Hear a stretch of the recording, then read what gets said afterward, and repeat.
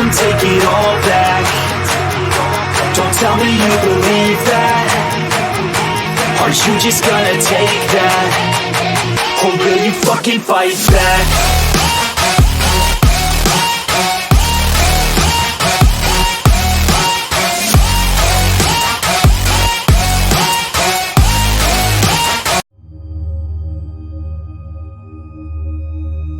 About 5 years ago, I lived downtown in a major city in the US. I've always been a night person, so I would often find myself bored after my roommate, who was decidedly not a night person, went to sleep. To pass the time, I used to go for long walks and spend the time thinking. I spent 4 years like that, walking alone at night, and never once had a reason to feel afraid. I always used to joke with my roommates that even the drug dealers in the city were polite.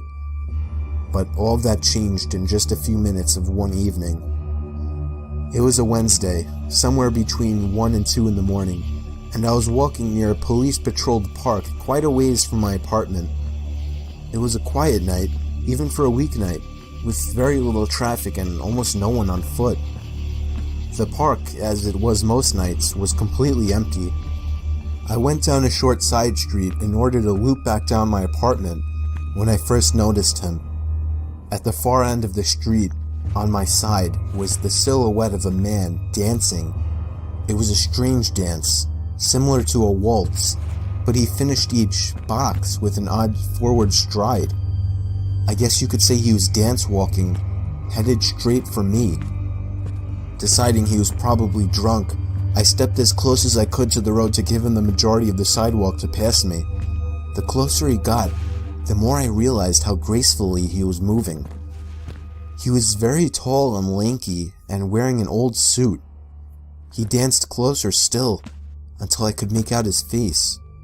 His eyes were open wide and wild, head tilted back slightly, looking off at the sky. His mouth was formed in a painfully wide cartoon of a smile. Between the eyes and the smile, I decided to cross the street before he danced any closer. I took my eyes off of him to cross the empty street. As I reached the other side, I glanced back, and then stopped dead in my tracks. He had stopped dancing and was standing with one foot in the street, perfectly parallel to me.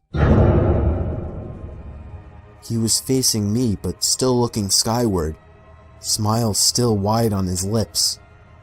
I was completely and utterly unnerved by this.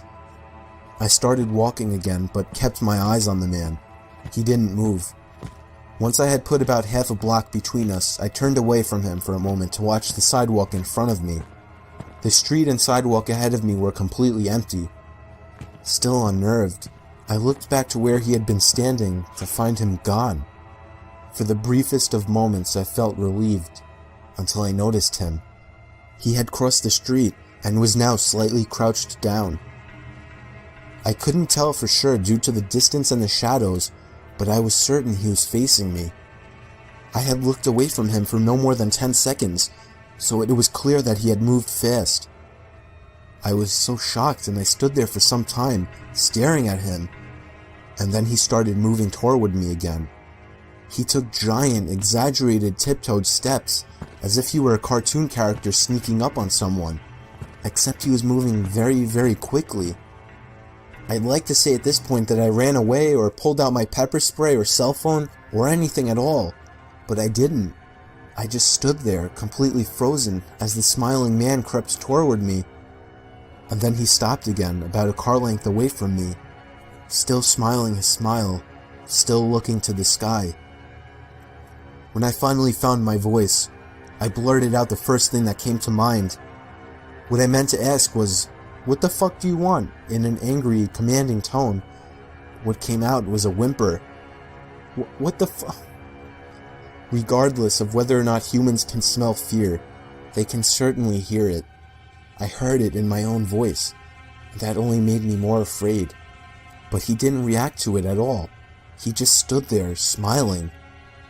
And then, after what felt like forever, he turned around, very slowly, and started dance-walking away. Just like that. Not wanting to turn my back to him again, I just watched him go, until he was far enough away to almost be out of sight. And then I realized something. He wasn't moving away anymore, nor was he dancing. I watched in horror as the distant shape of him got bigger and bigger. He was coming back my way. He was coming back my way, and this time he was running. I ran too. I ran until I was off the side road and back onto a better lit road with sparse traffic. Looking behind me then, he was nowhere to be found. The rest of my way home, I kept glancing over my shoulder, always expecting to see his stupid smile, but he was never there. I lived in that city for 6 months after that, and I never went out for another walk. There was something about his face that always haunted me. He didn't look drunk. He didn't look high. He looked completely and utterly insane. And that's a very, very scary thing to see.